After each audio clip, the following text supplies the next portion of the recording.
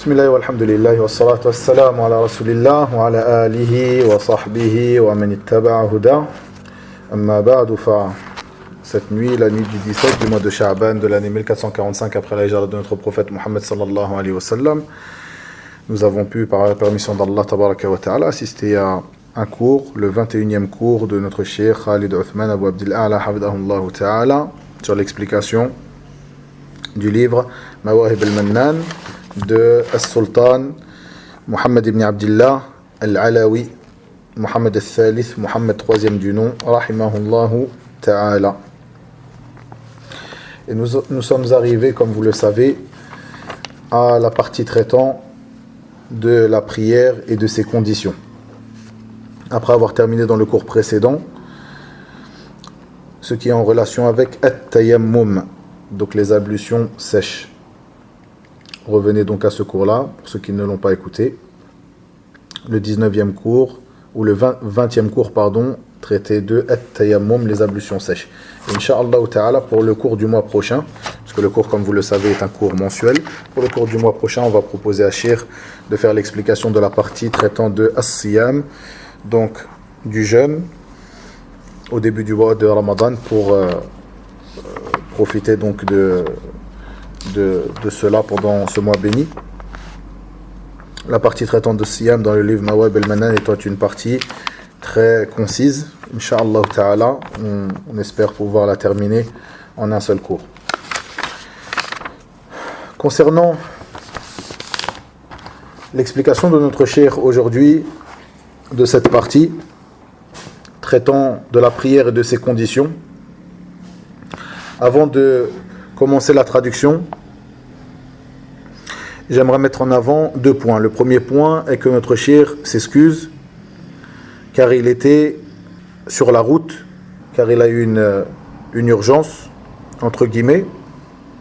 Donc jazallahu khayran, pour ne pas s'excuser, il a donné le cours, mais il était sur la route, donc il a été assez concis par rapport à certains points.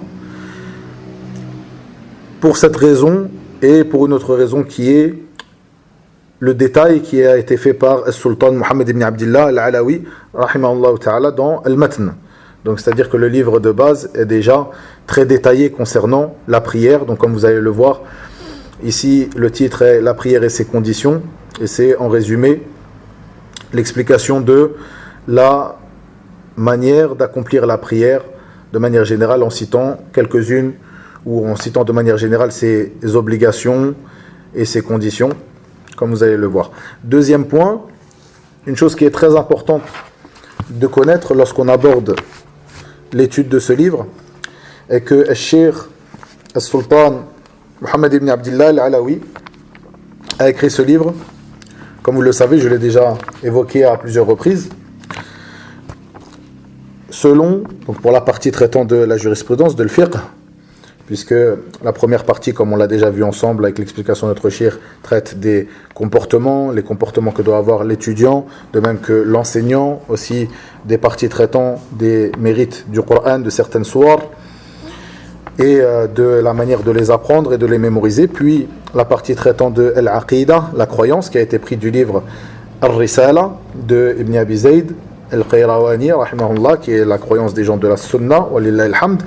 Puis il termina son épître en abordant les questions de jurisprudence traitant des adorations. Ce qui est important de savoir, donc ici, ce point que je voulais, ou sur lequel je voulais attirer votre attention, est que le cheikh a écrit ce livre selon le fiqh selon le madhab de l'imam Malik Ibn Anas al-Asbahi, rahimahullah ta'ala, qui est mort en 179 après l'Hégire, rahimahullah tabaraka wa ta'ala. Il est important, avant d'étudier un livre, de connaître certaines choses à propos de ce livre que l'on étudie. Donc ce livre a été écrit selon quel madhab, lorsque c'est un livre de fiqh, l'auteur, qui était-il, en quelle année il est mort, quels sont les étapes par lesquelles cet écrivain est passé, et autre que cela. Ici, bien sûr, on est dans un livre qui est très concis et qui sert ou qui sert de support à un enseignant pour enseigner donc aux débutants de manière générale, aux gens de la masse et aux débutants de manière générale, même si il y a des détails qui sont très intéressants que l'étudiant en sciences ou dont l'étudiant en sciences ne se passe pas. Donc, tous ces points que je viens d'évoquer ne sont pas forcément à connaître, mais ce qui est important de voir et de connaître ici, c'est de connaître ou de bien savoir que Sultan Mohammed ibn Abdillah a écrit ce livre selon le madhab de l'imam Malik. Pourquoi ? Car il y a des termes qui sont employés et qui sont employés uniquement de cette manière-là dans le madhab de l'imam Malik. C'est quelque chose qui est très important. Par exemple, lorsqu'on traite de la prière, ici, lorsqu'il parle de al-fara'id, ce qui est voulu ici dans le madhab, ce sont al-arkan dans d'autres madhahib, c'est-à-dire les piliers. Alors que al-fard, donc, dont le pluriel est al-fara'id, ou al-farida, dont le pluriel est al-fara'id, peut être traduite par les obligations. Al-fard, c'est quelque chose qui est obligatoire. Mais ici, ce qui est voulu, lorsqu'on parle d'un livre dans le fiqh de l'imam Malik, eh bien, ce sont al-arkan, les piliers. Barakallahu fikum. Pareil, lorsque il dit as-sunniya, al-jihati as-sunniya, as-sunan, dans le fiqh de l'imam Malik, c'est ce qui revient à l'wajibat, donc les obligations, les choses obligatoires dans d'autres madhahib, pour la plupart d'entre elles. Donc, faites bien attention à cela. Ce ne sont pas ce qui serait appelé as-sunan dans un autre madhab, comme par exemple dans le madhab de l'imam Ahmed, rahimahullah ta'ala, où ceci sera appelé plutôt al-mandoubat dans le madhab de l'imam Malik. Donc faites bien attention à cela, car lorsque on aborde ce livre-là, en fonction de la personne, moi je vais faire un effort pour traduire de cette manière-là, pour vous traduire ceci afin que ceci soit compris par vous. Mais une personne par exemple qui viendrait à un livre qui traite d'un madhab précis et qui traduirait ces termes d'une manière générale, par exemple al-fard, il va dire que c'est une obligation, alors que ici par exemple dans le madhab de l'imam Malik, al-fard ça ne traduit pas l'obligation. Certes c'est une chose qui est obligatoire, mais ça traduirait plus al-rukn pour la plupart d'entre elles, ce qui serait exprimé par al-rukn dans le madhab de l'imam Ahmed par exemple, rahimahullah ta'ala, donc le pilier, un des piliers de la prière et non une obligation. Et ceci est très important, puisque comme nous allons le voir dans le prochain cours, ou peut-être dans le cours d'après, comme j'ai dit que le prochain cours, Inch'Allah, on traiterait du jeûne du mois de Ramadan, donc peut-être dans le cours d'après le mois de Ramadan, donc la partie qui vient après la partie que nous avons étudiée aujourd'hui, est ce qui concerne sujoud de sahu, donc les prières les prosternations de distraction, et bien faire la différence entre ce qui est un pilier dans la prière et une obligation dans la prière est primordial pour comprendre ce chapitre et appliquer les règles qui traitent de la prosternation de distraction. Donc faites bien attention à cela. Ceci, dans plusieurs sciences que vous allez étudier, ou dans plusieurs livres que vous allez lire, ou plusieurs même traductions que vous allez lire, et pour les gens qui œuvrent dans la traduction, donc de bien faire attention à cette chose-là. Barakallahu fikum. Donc ici notre cheikh a été très bref, comme je l'ai dit, du fait qu'il était sur la route et aussi du fait que le livre de base est déjà très détaillé. Donc il commença, Sultan Mohammed ibn Abdillah al-Alawi rahimahullah ta'ala, en disant la prière et ses obligations. Il dit, si une personne désire prier, que son corps soit purifié. Il faut donc que son corps soit purifié, ainsi que ses vêtements et son lieu de prière. Qu'il se lève après son appel, adhan, dont la façon de l'accomplir est la suivante. Donc il se lève pour la prière, ou pour faire l'iqama, comme il va venir après avoir fait l'appel à la prière, donc l'adhan, et dont la façon de l'accomplir est la suivante. Allahu Akbar, ashhadu an la ilaha illallah, ashhadu an la ilaha illallah, ashhadu anna Muhammadan Rasulullah, ashhadu anna Muhammadan Rasulullah. Puis il répète ces deux attestations de foi à voix plus haute que les deux premières fois, où il dira donc ashhadu an la ilaha illallah, ashhadu an la ilaha illallah, ashhadu anna Muhammadan Rasulullah, ashhadu anna Muhammadan Rasulullah. Et ceci est ce qu'on appelle at-tarji', donc tarji' ash-shahadatayn. Tarji' ash-shahadatayn, le fait de les avoir prononcés une première fois à voix basse, puis de les avoir prononcés une deuxième fois à voix plus haute. Puis il continue l'adhan en disant Hayya ala salah, Hayya ala salah, Hayya ala al-falah, Hayya ala al-falah, Allahu Akbar, La ilaha illallah.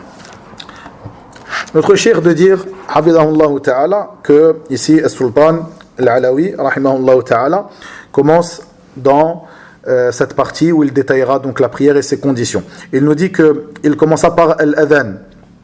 Il commença par l'adhan, bien sûr, parce que la première partie que le sultan a évoquée ici, si une personne désire prier, que son corps soit purifié, ainsi que ses vêtements et son lieu de prière, ceci a déjà été traité dans les cours précédents traitant de la purification. Donc notre cheikh commence par la partie traitant de l'adhan. Il nous dit que l'adhan, c'est l'information, et l'adhan dans ceci dans la langue arabe, et dans la terminologie scientifique, c'est l'information du début de l'heure de la prière. C'est le fait d'informer du début de l'heure ou du temps de la prière d'une manière précise, donc la manière qui a été détaillée ici. Alhamdulillah. Donc ensuite notre cheikh de nous dire que ce qui est connu, c'est que au début de la révélation, de même que les premières années, jusqu'à la hijra de notre prophète sallallahu alayhi wa sallam, jusqu'à son émigration donc à Médine, eh bien, l'adhan, où la prière était effectuée sans adhan. Puis, il nous dit que la manière dont l'adhan a été légiféré a été rapporté dans le hadith rapporté par Anas radiyallahu anhu, comme dans le Sahih de l'imam al-Bukhari. Ceci a été rapporté de manière résumée dans le Sahih de l'imam al-Bukhari, et en dehors du Sahih de l'imam al-Bukhari a été rappelé dans plusieurs narrations de manière plus détaillée. Ceci car Omar radiyallahu anhu a vu une vision, de même que Abdullah ibn Zayd. Ceci a été rapporté aussi de Abdullah ibn Zayd, et ceci a été détaillé dans les recueils de Sunan, comme Cheikh nous l'a évoqué ici, comme dans Sunan Abi Daoud, et autre que cela. Puis, le cheikh de nous dire que donc ceci est le début de la législation ou la manière dont a été légiféré l'adhan. Puis le cheikh de nous dire que les gens, ce qui est connu, c'est que les gens de science, ont divergé à propos de la manière de pratiquer l'adhan ou sur les expressions employées lors de l'adhan. Donc la divergence est venue, comme nous le dit notre cheikh, sur le takbir. Est-ce que le takbir est fait 2 fois ou 4 fois au début de l'adhan, donc Allahu Akbar, ou Allahu Akbar, Allahu Akbar, Allahu Akbar, Allahu Akbar. Donc ici il y a une divergence au niveau des gens de science. Ceci est quelque chose de connu, comme nous le dit notre cheikh. De même que une divergence a eu lieu à propos de ce que l'on vient d'évoquer, donc ce qu'on appelle at-tarji', le fait de répéter al-shahadatayn à voix basse, puis de le répéter à voix plus haute une deuxième fois. Les gens de science ont divergé, ce qui a mené à une divergence sur le nombre de termes employés dans l'adhan. Le nombre de termes employés dans l'adhan. Donc ceux qui voient parmi les gens de science que on dira le takbir à 2 reprises, donc Allahu Akbar, comme ceci est le cas dans le madhab de l'imam Malik, comme ici il a été évoqué par le cheikh Sultan Muhammad ibn Abdillah al-Alawi, rahimahullah ta'ala, eh bien, sans aucun doute, le nombre de termes de l'adhan sera moindre que ceux qui voient, parmi les gens de science, que le-takbir sera répété 4 fois. Allahu Akbar, Allahu Akbar, Allahu Akbar, Allahu Akbar. Donc, sans aucun doute, il y aura une divergence entre eux au niveau du nombre de termes employés. Puis le cheikh de nous dire que l'adhan, bien sûr, est quelque chose qui est connu, et comme il a été détaillé ici par As-Sultan al-Alawi rahimahullah. Puis il dit, As-Sultan dans le livre Mawahib al-Manan, il dit dans le sens de ses paroles bien sûr, rahimahullah, puis il prononce l'annonce du début de la prière. Donc la personne qui désire prier, se lèvera après l'adhan, puis prononcera l'annonce du début de la prière, donc al-iqama. Al-iqama, l'annonce du début de la prière, qui est Allahu Akbar, Ashhadu an la ilaha illallah, Ashhadu anna Muhammadan Rasulullah, Hayya ala salah, Hayya ala al-falah, Qad qamatis salah. Ici, comme il a été évoqué ici, comme ceci est évoqué dans Al-Risala, l'Ibn Abi Zayd al-Qayrawani, donc le livre, ou l'un des livres dans lesquels a puisé Sultan al-Alawi, cette partie concernant le fiqh, comme la partie concernant l'aqidah, comme on l'a déjà vu précédemment, eh bien, qad qamatis salah est évoqué une seule fois et non deux fois. Donc le cheikh s'est exclamé à ce moment-là ou a mis l'accent sur cette partie-là, le fait que qad qamatis salah a été évoqué par le cheikh ici une seule fois et non deux fois. Donc qad qamatis salah une seule fois, Allahu akbar, la ilaha illallah. Ici Sultan Mohammed ibn Abdillah, rahimahullah ta'ala al-Alawi, nous explique la manière de faire al-iqama. Et le cheikh de nous dire, ce qui est connu, c'est que, comme il est venu dans le hadith authentique, le fait que il nous a été ordonné par le prophète sallallahu alayhi wa sallam de répéter les termes de l'adhan deux fois et de répéter les termes de l'iqama une seule fois. La différence entre l'adhan et l'iqama. Bien sûr, la différence aussi est, comme l'a expliqué le cheikh, que l'adhan, c'est l'annonce, l'information, l'annonce du début de l'heure de la prière, et l'iqama, c'est l'annonce du début de la prière. Donc l'adhan, l'annonce du début de l'heure, de l'entrée de l'heure de la prière, et l'iqama, c'est l'annonce du début de la prière. Ici, le sultan al-Alawi nous dit, le jugement de l'appel à la prière est que ceci est une sunna. Bien sûr, ici, encore une fois, même si ici on ne parle pas encore une fois on n'est pas encore rentré donc dans les actes de la prière, je vous appelle encore une fois à bien prendre en compte ce que j'ai dit en introduction au cours d'aujourd'hui sur les termes utilisés, as-sunniya, donc ce qui est sunna et ce qui est obligatoire dans le madhab de l'imam Malik, barakallahu fikum. Ces termes qui sont employés dans le madhab, qui ne sont pas employés dans tous les madhahib. Faites bien attention à cela. Donc ici, il nous dit, le jugement de l'appel à la prière est que ceci est une sunna, donc selon ce qui est rapporté ici. Ce qui est voulu ici, c'est que c'est une obligation pour le groupe appelant les autres, c'est-à-dire un groupe qui appellerait d'autres personnes à venir se rassembler avec eux pour la prière. Tout comme elle est une sunna, ici c'est quelque chose qui est une sunna inconditionnelle pour l'homme seul, et elle convient pour la femme qui la prononcera à voix basse. Elle convient pour la femme qui la prononcera à voix basse. Dans le sens de ces paroles, rahimahullah ta'ala, le cheikh de nous dire, ce qui est apparent, c'est que l'adhan est une obligation collective. Fard kifaya est une obligation collective. Fard kifaya.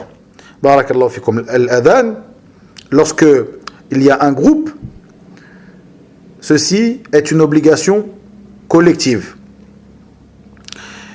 Et le cheikh nous dit, lorsqu'il y a un groupe, donc il demandera une autre partie ou un autre groupe de venir se prier avec eux, ceci est une obligation collective. Puis il dit que ceci, lorsqu'une personne se trouve seule dans un endroit désert,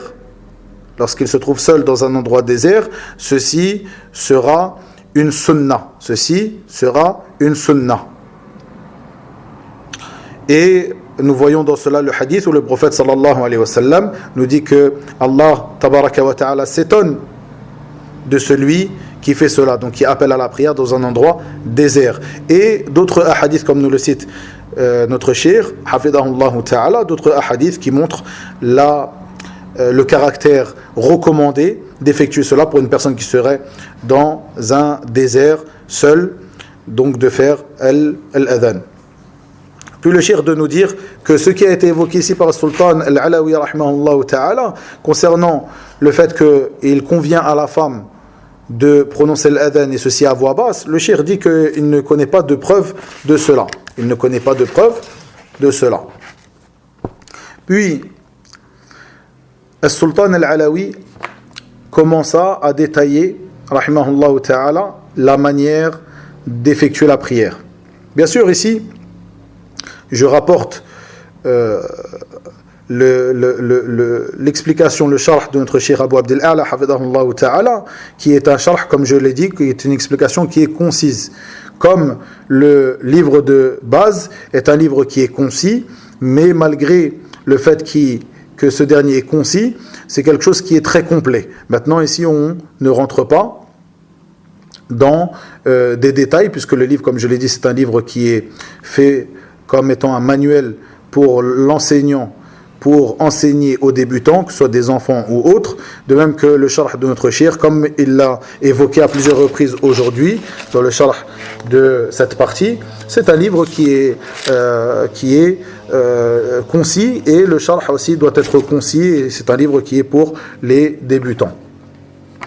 Il nous dit donc, rahimahullah ta'ala, ensuite il dit, puis il s'oriente vers la qibla.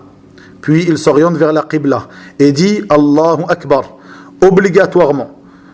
Ici, faites bien attention, obligatoirement, ici, As-Sultan Al-Alawi a dit, concernant le takbir, ici qui est takbiratul ihram, comme l'a évoqué notre cheikh, ici, il dit ala jihati al-fardiyya. Ala jihati al-fardiyya. Et comme je l'ai dit, et je ne le répéterai pas après cette fois-ci, comme je l'ai dit dans l'introduction du cours d'aujourd'hui, ou de la traduction du cours d'aujourd'hui, ici ce qui est voulu, c'est le fait que ceci n'est pas, que lorsque on traduira donc par obligatoirement, ce qui est voulu par cette obligation ici, c'est le rukn, donc le pilier. Ceci est un pilier et non uniquement une obligation. Faites bien attention, ceci est un terme qui est utilisé dans le madhab de l'imam Malik. C'est pour cela que ici on le traduira comme il est venu ici, obligatoirement. Certes, les piliers sont obligatoires, mais ce qui est voulu ici par ala jihati al-fardiyya, c'est bien ar-rukniyya. Barakallahu fikum. Faites bien attention à cela, encore une fois, pour ceux qui étudient ces livres de fiqh selon certains madhab, selon certaines écoles juridiques, de même que ceux qui les enseignent parmi vous et qui les traduisent. Barakallahu fikum. Donc ici il dit, puis il s'orienta vers la qibla et dit Allahu Akbar obligatoirement, comme je l'ai dit ici, donc ceci est un rukn, en ayant l'intention par cela de rentrer dans une prière précise. Le cheikh de nous dire que ce qui est évoqué ici, c'est takbiratul ihram qui fait entrer une personne dans la prière, comme il est rapporté du prophète Mohammed sallallahu alayhi wa sallam, où il dit dans le sens de ses paroles, ce qui rend toute autre chose, ou dans le sens de ses paroles sallallahu alayhi wa sallam, ce qui rend toute autre chose hormis la prière interdite est le takbir, et ce qui rend licite toute autre chose hormis la prière est le taslim. Et c'est le sens qu'a détaillé et qu'a expliqué ici notre cheikh lorsqu'il expliqua ce hadith du prophète sallallahu alayhi wa sallam, tahrimu at-takbir wa tahlilu at-taslim. Barakallahu fikum. Donc ici, ce qui est voulu par ce takbir est takbiratul ihram, en ayant l'intention par cela de rentrer dans une prière précise. Puis il dit, dans le sens approximatif de ses paroles, rahimahullah ta'ala, ensuite il récite la Fatiha, obligatoirement, encore une fois, comme je l'ai dit précédemment, suivi d'une sourate, ceci en revanche ayant un caractère recommandé. Le cheikh nous dit que la lecture de l'Fatiha est bien un pilier, la récitation de Al-Fatiha est bien un pilier dans la prière pour celui qui prie seul, pour celui qui prie imam, et pour celui qui prie derrière un imam, donc Al-Ma'moum, dans les prières à voix basse, ceci d'après l'avis le plus juste, et la divergence est connue à propos des prières à voix haute. Et le cheikh nous rappelle que il a détaillé cela dans son explication du résumé qu'il a fait lui-même du livre Sifat Salat al-Nabi sallallahu alayhi wa sallam de Al-Sheikh al-Allama Muhaddith al-Asr Muhammad Nasr al-Din al-Albani rahimahullah ta'ala. Donc Al-Sheikh a résumé le livre qui est le livre Sifat Salat al-Nabi sallallahu alayhi wa sallam, qui est l'Asl. Donc Al-Asl, le livre de base en arabe, qui est en 3 volumes. Puis il y a Sifat Salat al-Nabi sallallahu alayhi wa sallam, qui est en un volume, qui est un livre assez c'est-à-dire, je ne dirais pas concis, mais c'est un livre qui n'est pas un gros livre, un livre très, très conséquent, dans sa taille bien sûr. C'est celui-ci que l'on peut trouver traduit en français. Puis il y a aussi At-Talkhis, donc le résumé. Le résumé ces trois livres-là sont des livres de Cheikh Al-Albani rahimahullah ta'ala. Ici le Cheikh nous dit que le livre qu'il a résumé c'est l'Asl, qui est en 3 volumes. Dans lequel, comme nous le dit notre Cheikh Al-Albani rahimahullah lui-même a détaillé les paroles des gens de science concernant l'obligation de la non-obligation de rester Al-Fatiha pour ces 3 personnes, donc celui qui prie seul, celui qui prie imam ou celui qui prie derrière un imam. Il détailla ces paroles et il termina son détail en voyant que l'avis le plus juste est que ceci est obligatoire, comme on vient de le dire, pour celui qui prie seul, comme pour l'imam, comme pour celui qui prie derrière l'imam dans les prières à voix basse, et dans les prières à voix haute, ceci n'est pas un pilier, mais plutôt la personne qui priera derrière l'imam se contentera de la récitation de l'imam dans les prières donc à voix haute, comme je viens de le dire, dans les prières à voix haute et dans les raka'at où il récite bien sûr à voix haute. Barakallahu fikum. Et notre cheikh nous dit que ceci est l'avis de Cheikh Al-Albani et c'est l'avis vers lequel il penche lui-même, hafidahullah ta'ala.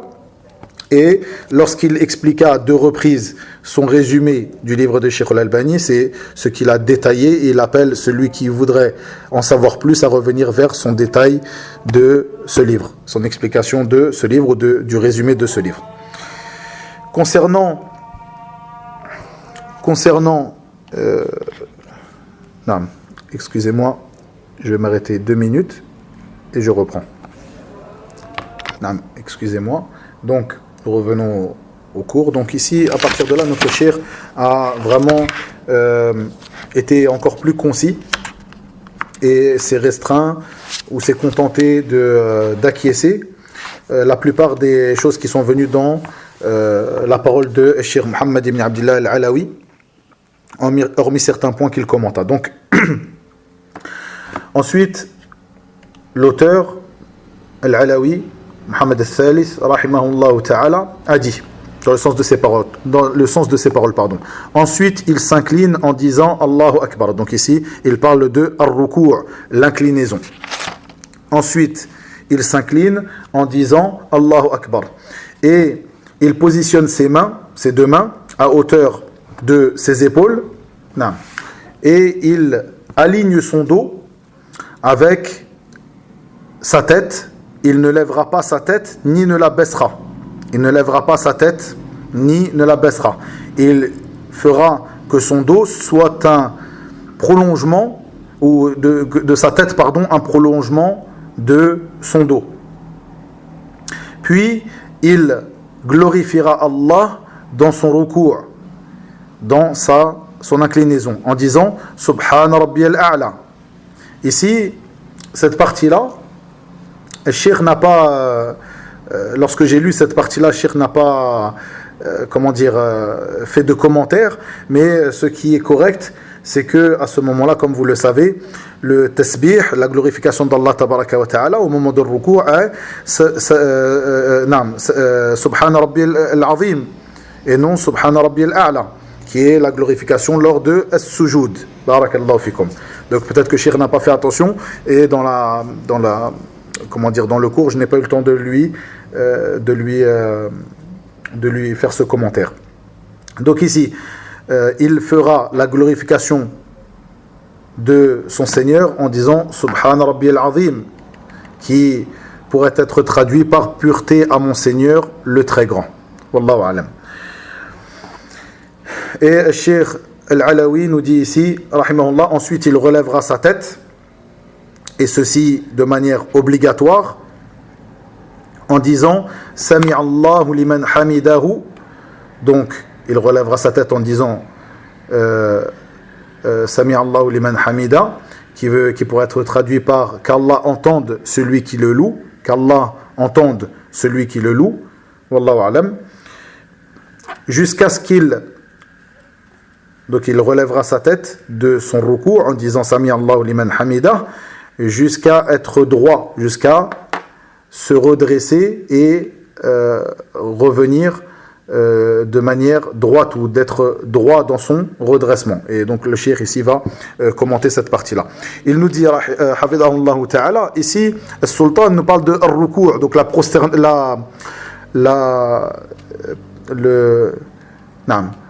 ar-ruku', donc l'inclinaison, pardon.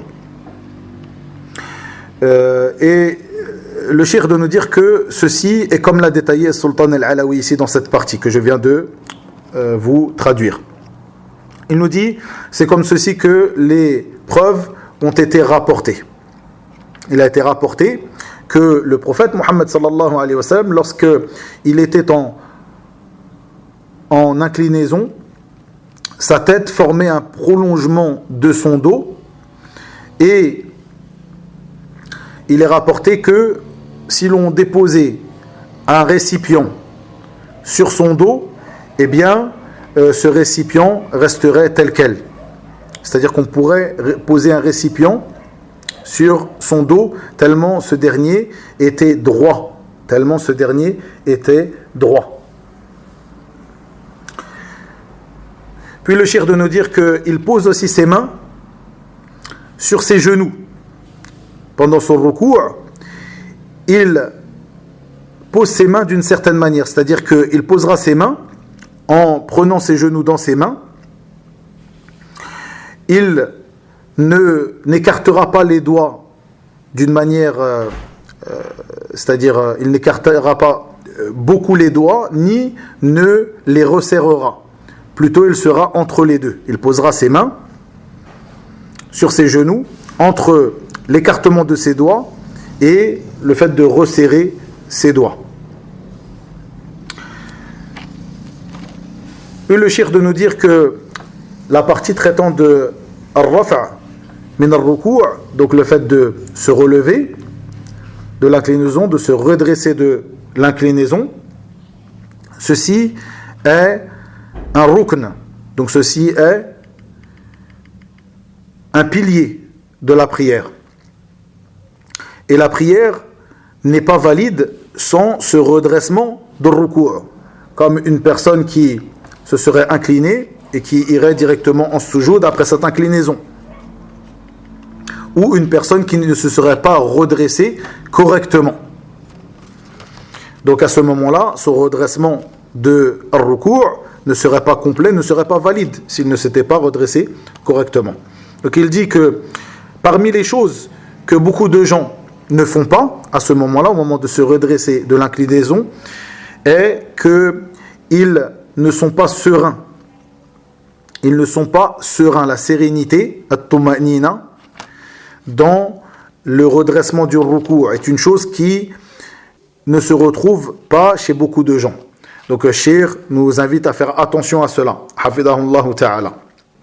Puis le cheikh nous dit que le redressement de l'inclinaison devra se faire d'une manière calme et sereine, jusqu'à, comme l'a dit ici le cheikh al-Alawi, jusqu'à ce que la personne revienne droit. Il se redresse et il retrouve son dos droit, comme nous le dit notre cheikh ici, jusqu'à ce que chaque vertèbre revienne à sa place. Jusqu'à ce que chaque vertèbre revienne à sa place. Et notre cheikh de détailler, de dire que lorsque tu étais droit dans ta position, dans ta station debout, avant ruku', avant de t'incliner, chacune de tes vertèbres était à une place. Lorsque tu t'es incliné, ces vertèbres ont changé de place. Et bien, lorsque tu reviens après cette inclinaison, que tu te relèves de l'inclinaison, il faut que tu reviennes comme tu étais avant l'inclinaison et que chacune des vertèbres revienne à sa place.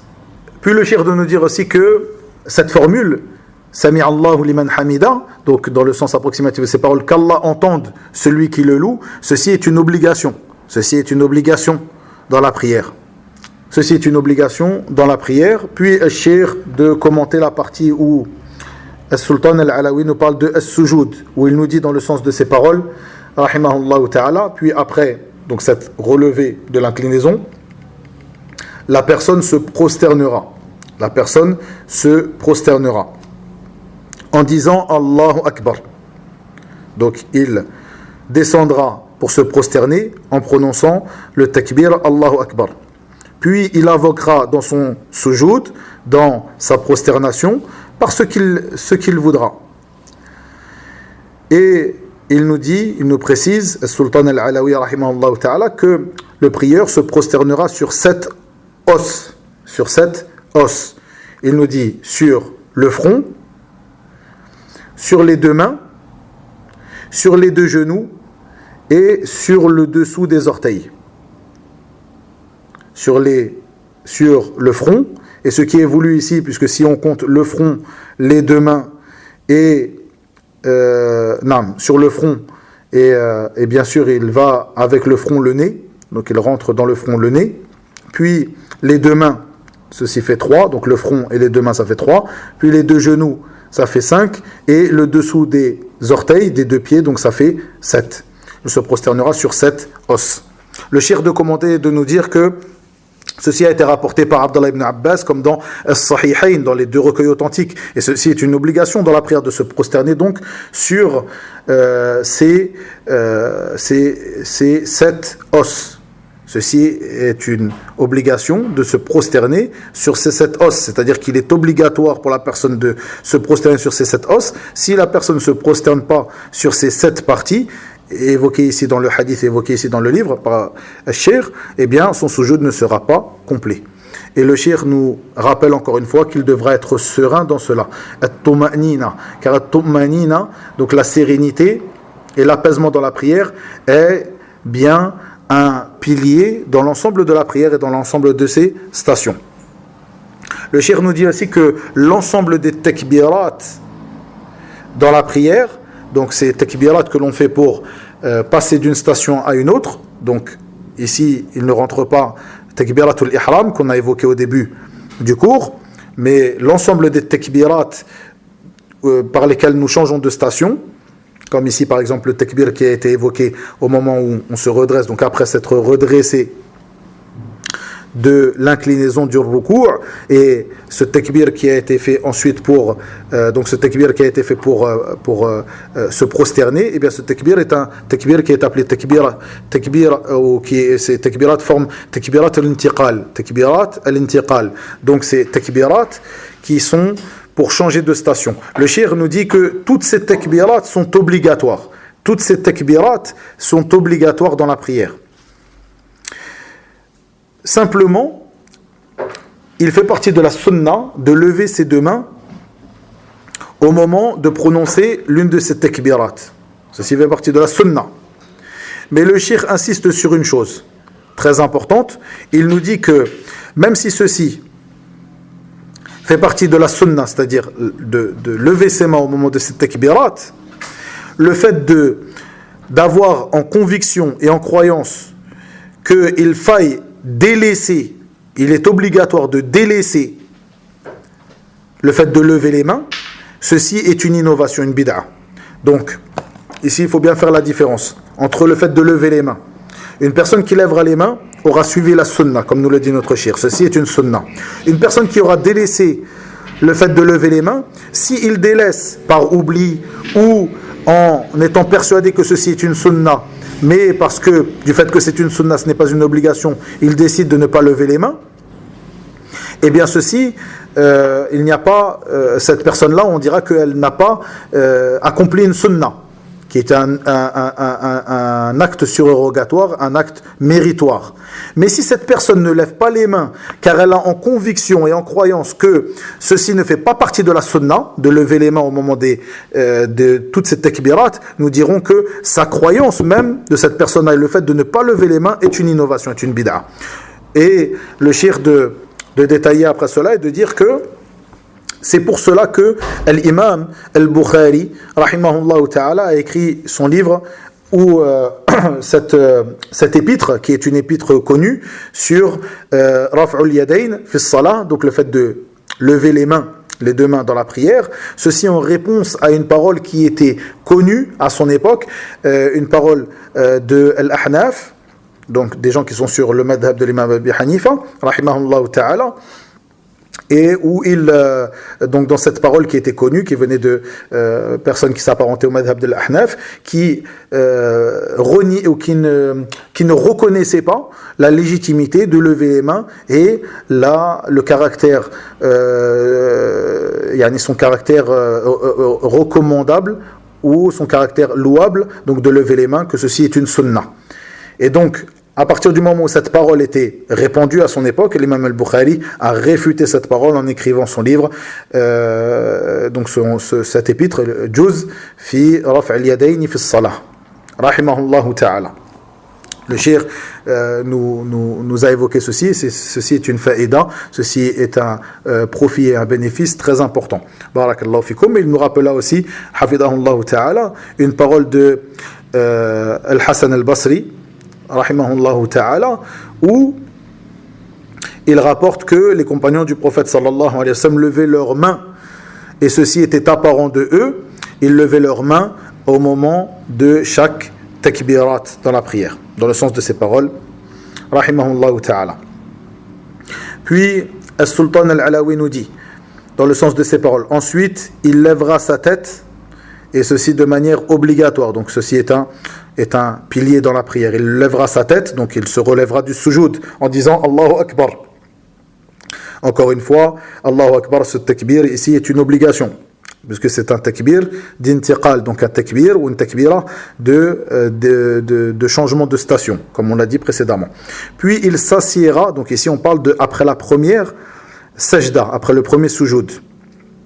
Puis il s'assiera et il se dressera assis, ou c'est-à-dire à ce moment-là, il s'assiera entre les deux prosternations de manière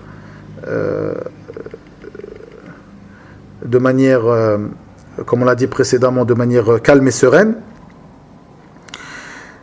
et il louera Allah tabaraka wa ta'ala à ce moment-là, en invoquant Allah Azza wa Jal, par ce qui a été rapporté du prophète Muhammad sallallahu alayhi wa sallam, Allahumma ghfirli, warhamni, wasturni, wajburni, warzuqni, wa'afu anni, wa'afini. Dans le sens approximatif de ces paroles, ô Allah, pardonne-moi, fais-moi miséricorde, guide-moi, accorde-moi ma subsistance, accorde-moi le salut et dispense-moi de tout manquement. Dans le sens approximatif de ces paroles, selon ce qui a été rapporté du prophète Muhammad sallallahu alayhi wa sallam. Et Sultan al-Alawi nous dit que le jugement de ce dua est que ceci est recommandé. Notre cheikh de dire que ce dua entre les deux prosternations est, comme l'a évoqué ici Sultan al-Alawi, rahimahullah ta'ala, et c'est ce qui a été rapporté de manière authentique du prophète sallallahu alayhi wa sallam. Et il nous dit que certains parmi les gens de science ont vu que ce dua entre les deux prosternations était quelque chose d'obligatoire. Certains savants voient que ceci est obligatoire et qu'il lui suffira de dire au moins une fois Rabbi ghfirli, ô Allah, pardonne-moi. Au moins une fois Rabbi ghfirli. S'il rajoute à cela, eh bien, ceci est une bonne chose. S'il rajoute le dua qui a été, ou s'il dit uniquement même le dua qui a été évoqué par As-Sultan ici, ceci est une bonne chose, mais la moindre des choses entre ces deux prosternations est de dire au moins Rabbi ghfirli, comme il a été rapporté du prophète Muhammad sallallahu alayhi wa sallam.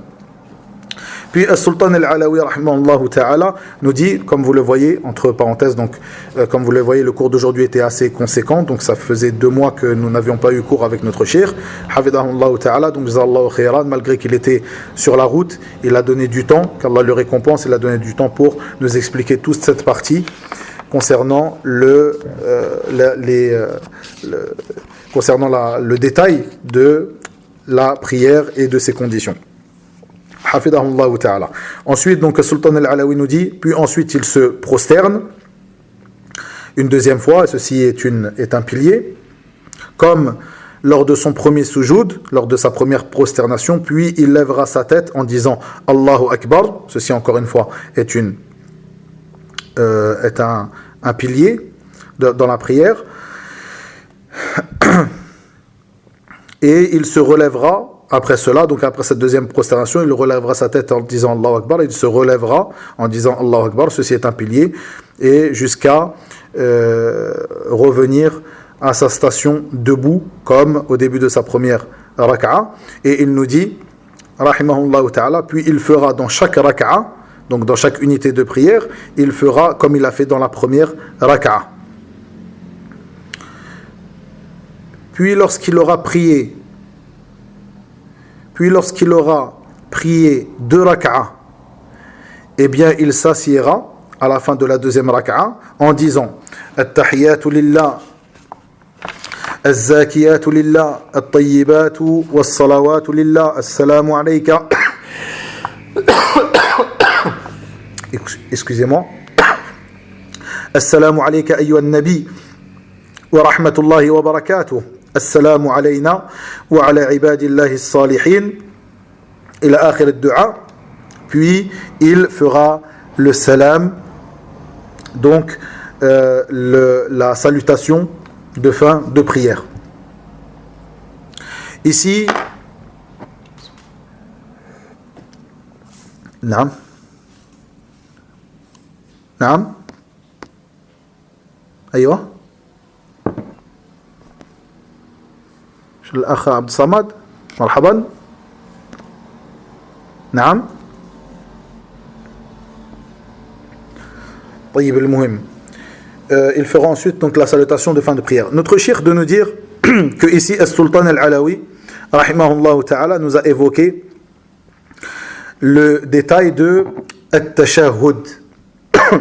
De At-Tashahhud, donc après excusez-moi, donc après la deuxième raka'a, après le deuxième sujoud de la deuxième raka'a, où le prieur restera assis et prononcera At-Tashahhud. Et le cheikh de nous dire que ce premier Tashahhud est une obligation de la prière, et il a été rapporté concernant sa formule plusieurs formulations authentiques qui ont été rapportées donc du prophète Mohammed sallallahu alayhi wa sallam. Et le cheikh de nous dire qu'il n'y a pas de mal à dire parfois, à prononcer parfois cette formule et parfois une autre formule. Donc parfois cette formule qui a été rapportée ici par Sultan Al-Alawi, qui est une formule qui a été rapportée de manière authentique, et parfois une autre formule parmi ces formules qui ont été rapportées de manière authentique. Il n'y a pas de mal à cela. Et le cheikh de nous rappeler que l'imam Al-Albani rahimahullah ta'ala dans son livre Sifat Salat al-Nabi sallallahu alayhi wa sallam a rapporté toutes ces formules et les a expliquées de la meilleure des manières. Barakallahu fikum. Puis Sultan Al-Alawi, comme nous le dit notre cheikh, après cela nous a rapporté ce qui est en rapport avec les prières, les différentes sortes de prières et le nombre de leurs raka'at, chose qui est connue de tous. Donc il dit ensuite, après avoir fait donc ce tashahhud, donc le premier tashahhud après les 2 premiers raka'at, il se lèvera pour effectuer une 3e raka'a si c'est la prière de l'Maghrib, ou effectuer 2 autres raka'a si c'est la prière de l'Isha ou la prière de l'Asr. Et à la fin de ce tashahhud, il fera le taslim, donc la salutation finale, si c'était la prière de Subh, donc la prière de l'Fajr. Puis il dit, rahimahullah ta'ala, dans le sens de ses paroles, ce que notre cheikh a déjà expliqué, c'est pour cela qu'il ne l'a pas réexpliqué ici. Je vais simplement traduire ce que Sultan Al-Alawi a dit ici. Il dit, et sache que takbiratul ihram, donc le takbir d'entrée dans la prière, le takbir de sacralisation, comme il est traduit parfois, est un fard. Et comme je l'ai dit encore une fois au début du cours d'aujourd'hui, ce qui est voulu ici dans le madhab de l'imam Malik, dans Fara'id as-Salah, ce sont al-arkan, donc les piliers. Donc ceci est un pilier. Donc takbiratul ihram est un pilier, de même que le Fatiha et de même que le taslim, donc la salutation finale. Et tout ce qui est, donc ici il parle des paroles qui sont dites dans la prière. Il dit que ces 3 choses-là, qui sont des paroles, des choses prononcées, ces 3 choses-là sont des piliers dans la prière. Puis il dit, et toute autre chose qui est dit, qui fait partie des paroles dans la prière, hormis ces 3 choses-là, sont une sunnah. Puis il dit, et levez les mains Donc sont une sunna, donc comme on l'a évoqué encore une fois au début du cours d'aujourd'hui. Donc ce qui est voulu par sunna ici, ce sont les obligations. Puis il dit, et lever les mains au moment de takbirat al-ihram et s'asseoir après les deux premiers rak'at, donc au moment de at-tashahhud, de même que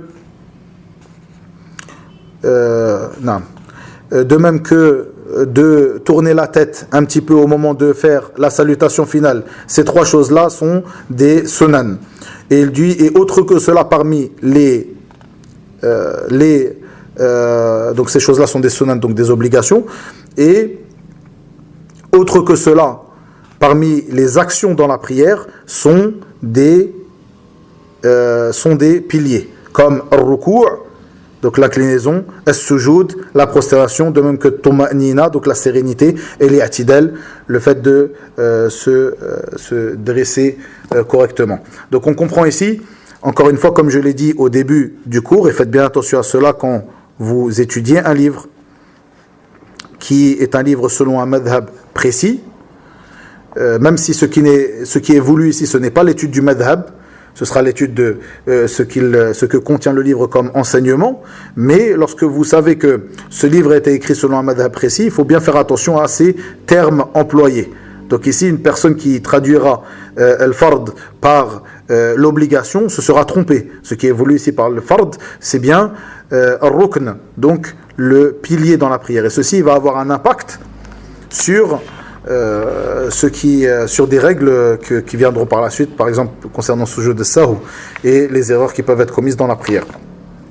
Wallahu a'lam wa ila huna wa billahi at-tawfiq wa sallallahu wa sallam wa barak ala nabiyyina Muhammad wa akhiru da'wana anil hamdulillahi rabbil alamin.